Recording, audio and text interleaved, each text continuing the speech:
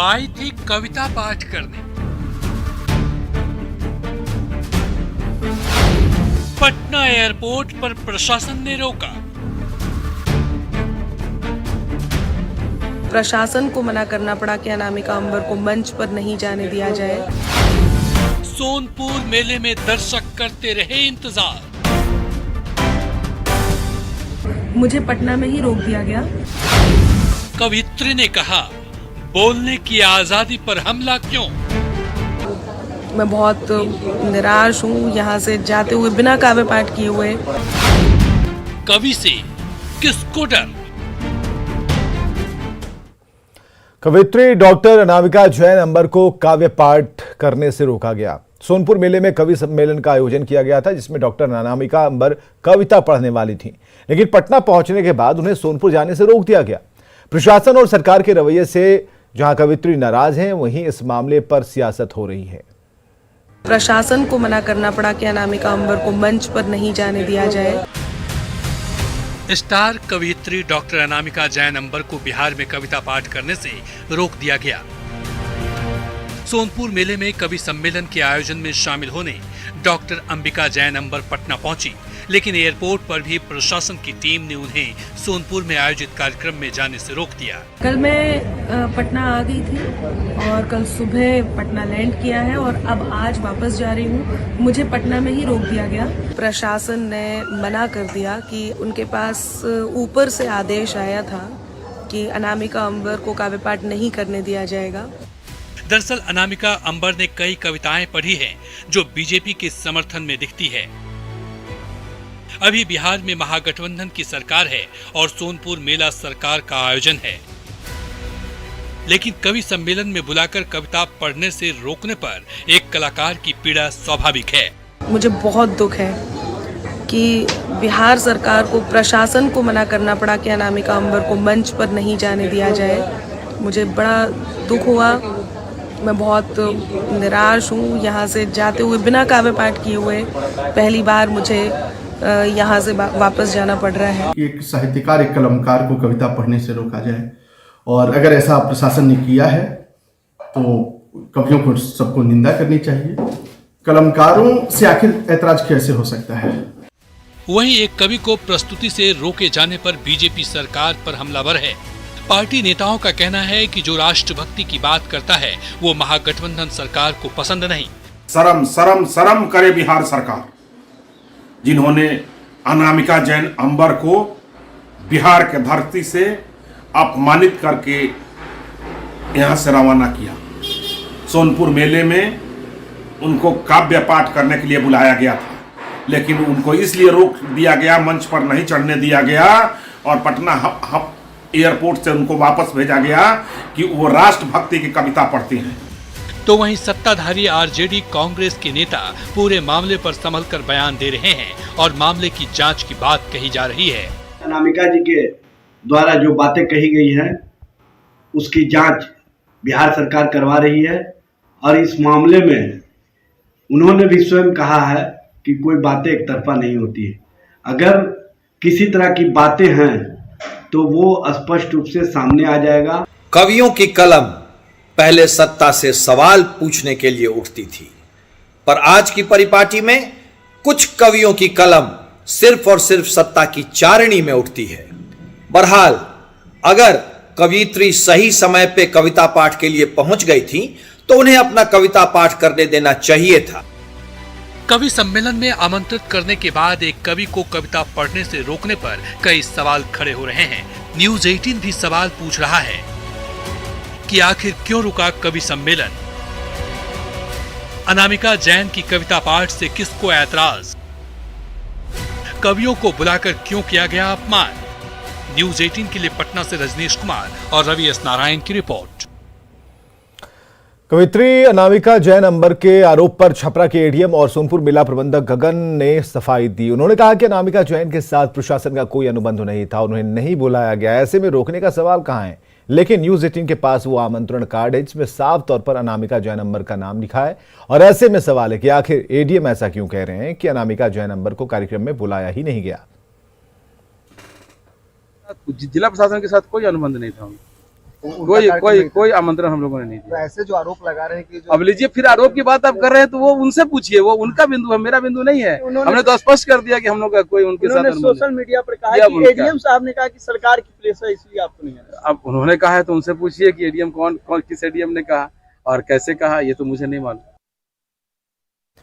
तो अनामिका जैन प्रकरण पर एक तरफ जहां जिला प्रशासन सफाई दे रहा है कि अनामिका जैन अंबर को बुलाया ही नहीं गया, वहीं महुआ से आरजेडी के विधायक मुकेश रोशन ने इस प्रकरण पर अपनी स्पष्ट राय सामने रखी। उनका कहना है कि अनामिका जैन बीजेपी का गुणगान करती हैं, इसलिए जो भी हुआ वो ठीक हुआ। आरजेडी विधायक ने कहा कि बिहार शांतिपूर्ण सद्भाव वाला राज्य है, यहां भड़काऊ भाषण या भड़काऊ बातें नहीं चलने वाली। महुआ से आरजेडी विधायक मुकेश रोशन ने अनामिका जैन को बीजेपी का एजेंट कहते हुए कहा कि यह सब बिहार में नहीं चलेगा।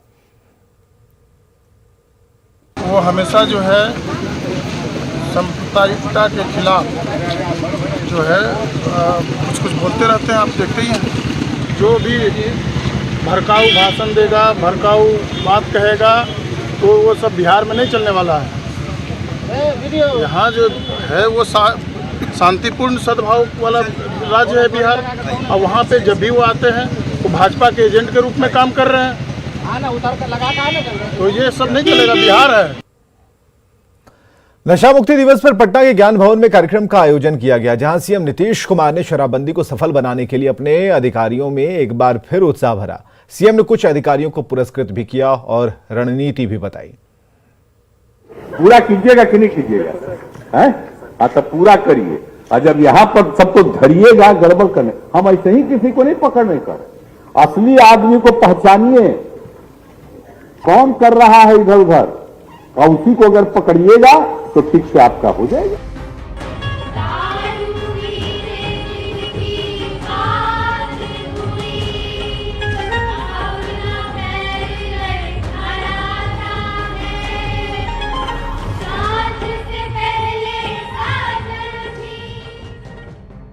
सीएम को सब पता है कि भीतरिया बात किस किस को पता है। पुलिस वाला अलर्ट रहेगा कि सही मायने में कौन है, भीतर का बात पुलिस को नहीं पता रहता है। ऐसा है जिसको पुलिस वाला, जिसको भीतर यह बात नहीं पता रहता है, सबको पता रहता है भीतरिया बात। सीएम को सब पता है कि शपथ लेकर सो जाते हैं सभी, सबको पता रहता है भीतरिया बात। सवाल है खाली शपथ लीजिएगा और कीजिएगा नहीं, ये ठीक नहीं। सीएम को सब पता है कि शराब बाहर से मंगाई जा रही है और कोने कोने में खपाई जा रही है। कुछ लोग बाहर से विदेशी ला करके अपना बेचने की कोशिश करता है, कुछ दूसरे लोगों से लेकर के बंटवाता है। सीएम को यह भी पता है कि किसके चाहने पर शराबबंदी सफल नहीं हो रही। सीएम को यह भी पता है कि सबसे ज्यादा गड़बड़ी का केंद्र राजधानी पटना ही है। सबसे ज्यादा भितरिया में गड़बड़ है अगर कहीं तो बिहार पटने में है, देख लीजिए भितरिया।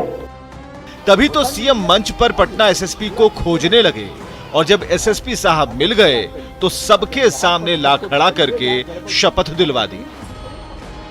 आइए, पूरा कीजिएगा कि नहीं कीजिएगा, हैं? तो पूरा करिए, और जब यहाँ पर सबको धरिएगा गड़बड़ करने, हम ऐसे ही किसी को नहीं पकड़ने कर। असली आदमी को पहचानिए, कौन कर रहा है इधर उधर, और उसी को अगर पकड़िएगा तो ठीक से आपका हो जाएगा। नशा मुक्ति दिवस के मौके पर ज्ञान भवन में सीएम ने शराबबंदी को सफल बनाने का ज्ञान दिया, तो सीएम की हर बात पर अपनी हामी भरते डीजीपी साहब आत्मसात करते रहे, सिर हिलाते रहे, मानो स्वीकार कर रहे हों कि भीतरिया बात सब उनको पता है। बहुत बड़े बड़े लोग हैं, और जब बड़े बड़े लोग हैं धंधा करते हैं तो यही से न धराएगा आपको, बहुत आदमी पकड़ाएगा। कहां से बड़े बड़े तस्कर पकड़े जाएंगे ये भी मुख्यमंत्री ने बताया, और ये भी बताया कि सब पटना में ही बैठा हुआ है, धर लीजिए, क्योंकि इनाम मिशन को सफल बनाने के लिए दिया गया है।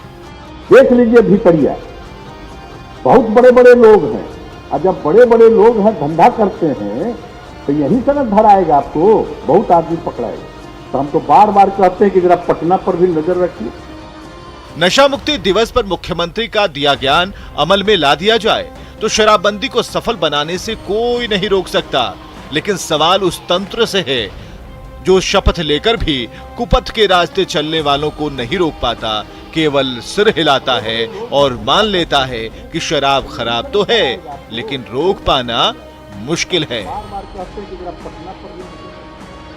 Ravi S Narayan, news 18 Patna.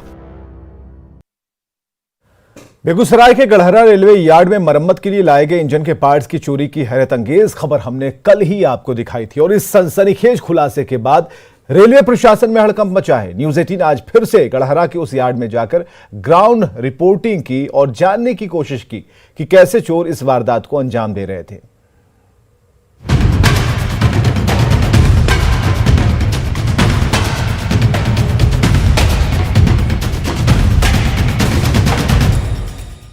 शुक्रवार को ही हमने बताया था कि कैसे इंजन के अंदर से कीमती कॉपर वायर के साथ ही दूसरे कलपुर्जे उड़ाकर चोर उसे मुजफ्फरपुर में कबाड़ वाले को बेच डालते थे। पूरा मामला बेगूसराय के बरौनी के पास स्थित गढ़हरा रेलवे यार्ड का है, जहां पर न्यूज़ 18 की टीम फिर से पहुंची और जिस इंजन से कॉपर वायर की चोरी की गई उसका जायजा लिया।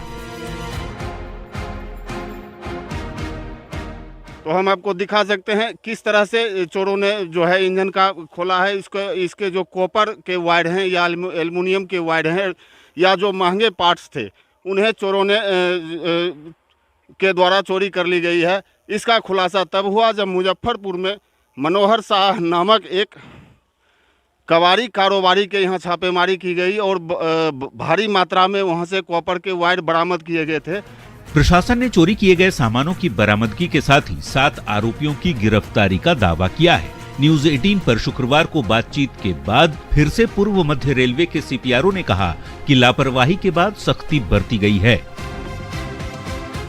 सच ये है कि टूटे हुए बाउंड्री से वो घुसता है, न कि कोई टनल से, और ट्रेन के इंजन में घुस के उसके मोटर के अंदर का कॉपर वायर को काटकर वो ले जाता है, जिसका की पूरी रिकवरी आरपीएफ ने कर ली है और उसमें अरेस्ट भी कर लिए हैं और कानूनी प्रक्रिया चालू है। अथवा यह न्यूज़ भ्रामक है और तथ्यहीन है। हमारी पड़ताल में इस बात का खुलासा हुआ था कि चोर बड़ी ही आसानी से गढ़हरा यार्ड की दीवार में सुरंग बनाकर इंजन के पार्ट्स को उड़ा लेते थे और उन्हें मुजफ्फरपुर के कबाड़ी को बेच दिया करते थे। इस पूरे मामले के खुलासे के बाद से ही रेलवे की संपत्ति की सुरक्षा को लेकर सवाल खड़े हो गए हैं, क्योंकि गढ़हरा यार्ड से 16 डीजल रेल इंजन से कॉपर और एल्यूमिनियम के तार के साथ ही बेशकीमती सामानों की चोरी की बात सामने आई थी।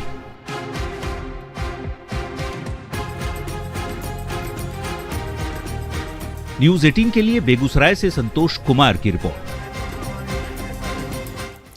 छपरा से बड़ी खबर है, जहां घर में बेकाबू कार घुस गई है। हादसे में एक व्यक्ति की मौत भी हुई है, 12 से अधिक लोग जख्मी हुए हैं।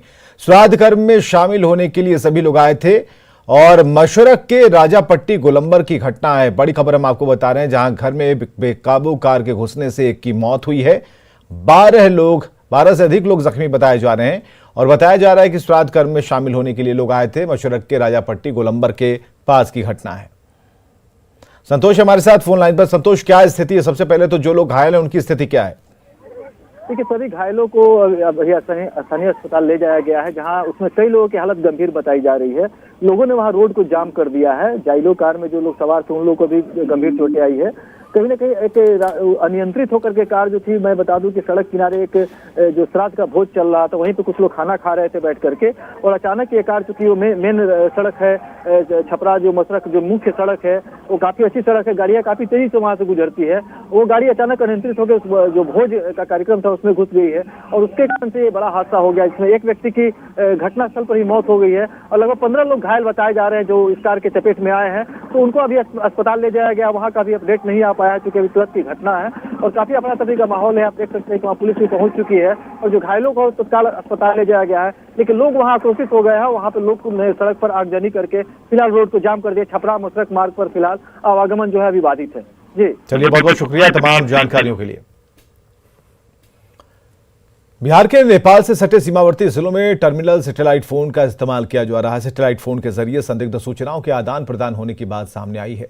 स्पेशल ब्रांच की सूचना पर बिहार पुलिस मुख्यालय अलर्ट जारी किया है। आईजी स्पेशल ब्रांच ने सभी जिलों को अलर्ट जारी किया, जिसमें सैटेलाइट फोन से किए गए कम्युनिकेशन पर निगरानी रखने के साथ कार्रवाई के निर्देश दिए हैं। बिहार में नेपाल से सटे जो सीमावर्ती जिले हैं वहाँ पर संदिग्ध सूचनाओं का आदान प्रदान हो रहा है। यह हम नहीं कर रहे हैं, यह कहना है बिहार पुलिस मुख्यालय का। और बिहार पुलिस मुख्यालय में स्पेशल ब्रांच के आईजी ने सभी जिलों के एसपी को अलर्ट किया है और कहा है कि जो सीमावर्ती ज़िले हैं वहाँ पर खासकर जनकपुर एरिया में, जो बिहार बॉर्डर का एरिया पड़ता है, वहाँ पर जो प्रतिबंधित सैटेलाइट है पूरे इंडिया में, थुराया टर्मिनल, इसी प्रतिबंधित सैटेलाइट फ़ोन के माध्यम से जो संदिग्ध सूचनाएं हैं उसका आदान प्रदान हो रहा है और यह सुरक्षा के लिहाज से एक बड़ा खतरा है। यानी अवांछित तत्व जो हैं इसी थुराया टर्मिनल सैटेलाइट फ़ोन के माध्यम से संदिग्ध सूचनाओं का आदान प्रदान कर रहे हैं और यही वो पत्र है जो स्पेशल ब्रांच के आईजी ने सभी एसपी को भेजा है। देखिए, inspector general of police special branch Patna, और ये इसमें साफ तौर पे ये लिखा गया है कि Janakpur near Bihar border try to contact, उसमें जो फ़ोन है प्रतिबंधित फ़ोन नंबर उसकी चर्चा की गई है और बताया गया है कि 9779847813 यही जो सैटेलाइट फ़ोन है, इस तरह की इस फ़ोन के माध्यम से प्रतिबंधित फ़ोन है उसके माध्यम से जो संदिग्ध सूचनाएं हैं उसका आदान प्रदान किया जा रहा है। एक बार फिर से बॉर्डरिंग एरिया में जो अवांछित गतिविधियां हैं वो बढ़ गई हैं और उसका प्रमाण बिहार पुलिस मुख्यालय द्वारा जारी यह आदेश है। तो निश्चित तौर पर देखना होगा ये जो आदेश जारी हुआ है इसके बाद किस तरीके से एहतियात के कदम उठाए जा रहे हैं, लेकिन देश की सुरक्षा के लिहाज से यह एक गंभीर मसला है। संजय कुमार, न्यूज़ 18 पटना। बिहार के एक और भ्रष्ट अधिकारी पर निगरानी का शिकंजा कसा। निगरानी की जाल में इस बार बक्सर के जिला कृषि पदाधिकारी मनोज कुमार सिन्हा फंसे हैं। आय से अधिक संपत्ति मामले में निगरानी की टीम ने मनोज कुमार के 3 ठिकानों पर कार्रवाई की है। बक्सर स्थित कृषि भवन में उनके कार्यालय के साथ ही उनके आवास और हाजीपुर में भी उनके 2 ठिकानों पर निगरानी ने दबिश दी। आय से अधिक संपत्ति के सबूत खंगाले और अब तक की जांच में नवी मुंबई में महंगे फ्लैट के पेपर मिले हैं। हाजीपुर के अलावा कई शहरों में प्लॉट के पेपर मिले हैं। घर से कैश और आभूषण भी बरामद किया गया जिनके मूल्य का आकलन किया जा रहा है। और इनसे संबंधित जो इनकी संपत्ति है उससे संबंधित डीड हाजीपुर में भी अभी सर्च की कार्रवाई इनके घर पर चल रही है। वहाँ लगभग 18 डीड ज़मीन के कागजात मिले हैं और इंश्योरेंस के कागजात हैं और ज्वेलरी हैं और उसके साथ साथ और भी वैल्यूएबल डॉक्यूमेंट्स हैं। सबका मूल्यांकन किया जा रहा है और उसके बाद अभी हम लोग कार्यालय में भी देखेंगे, कार्यालय में सर्च की कार्रवाई करेंगे। वहाँ पर हमारे 2 इंस्पेक्टर अभी वहाँ गए हुए हैं, सुबह से हैं वहाँ पर। हाजीपुर में भी बक्सर के जिला कृषि पदाधिकारी के ठिकानों पर निगरानी की छापेमारी चल रही है। मनोज कुमार के खिलाफ 90 लाख से अधिक आय से संपत्ति का मामला दर्ज किया गया है। हाजीपुर में मनोज कुमार के 2 ठिकानों पर निगरानी ने दबिश दी जिसमें जमीन के कई कागजात के साथ सोने चांदी के आभूषण और कैश मिले हैं जिसका मूल्यांकन हो रहा है। हाजीपुर के अदलबारी स्थित उनके घर में आय से अधिक संपत्ति के सबूत खंगाले जा रहे हैं। हाजीपुर, सारण और नवी मुंबई में फ्लैट के दस्तावेज मिले हैं। तो तलाशी अभियान अभी जारी है। शुरुआती जांच में हम लोगों को ज़मीन में निवेश के दस्तावेज मिले हैं। मुंबई में भी इन्होंने फ्लैट खरीदा है, उसके दस्तावेज मिले हैं। उसके अलावा सोने चांदी के जेवरात मिले हैं जो इसका वैल्यूएशन हम लोग कर रहे हैं। जी सर, मतलब ज़मीन का फ्लैट कहाँ का, मतलब ये हाजीपुर? ज़्यादातर ज़मीनें खरीदी गई हैं हाजीपुर, सारण में, मुंबई में भी इनके एक फ्लैट का दस्तावेज जी हम लोगों को इसका कुछ प्रमाण मिला है जो पूछताछ जारी है। और आपके टीवी स्क्रीन पर एक साथ 2 तस्वीरें, एक बक्सर में मनोज कुमार के ठिकानों पर छापेमारी की और दूसरी हाजीपुर में उनके आवास पर निगरानी की दबिश की हम आपको दिखाने जा रहे हैं। दोनों जगहों पर एक साथ दबिश दी गई है। जिला कृषि पदाधिकारी जिनके ठिकानों पर छापेमारी की गई, ऑफिस और आवास पर छापा और महंगे प्लॉट के फ्लैट्स के कागजात मिले हैं।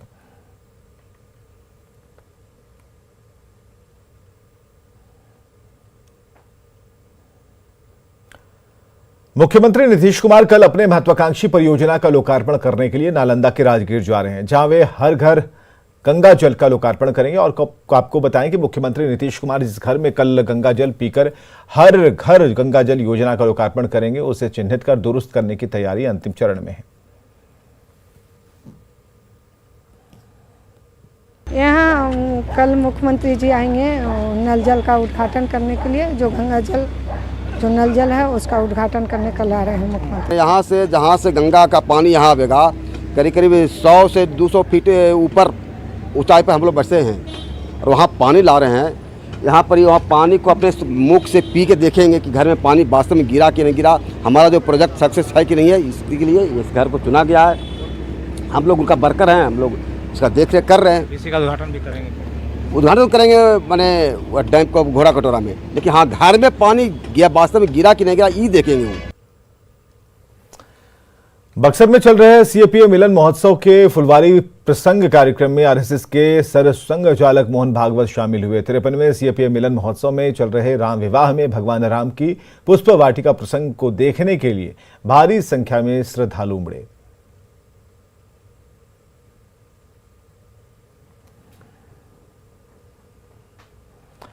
तो बक्सर से तस्वीरें सामने आई जहां पर मोहन भागवत पहुंचे थे। तय कार्यक्रम के मुताबिक सीएपीए मिलन महोत्सव का आयोजन किया गया है और उसी महोत्सव के तहत जो पुष्प वाटिका है उस थीम को सामने लाया गया, मंचन किया गया। ये तस्वीरें उसी की हैं।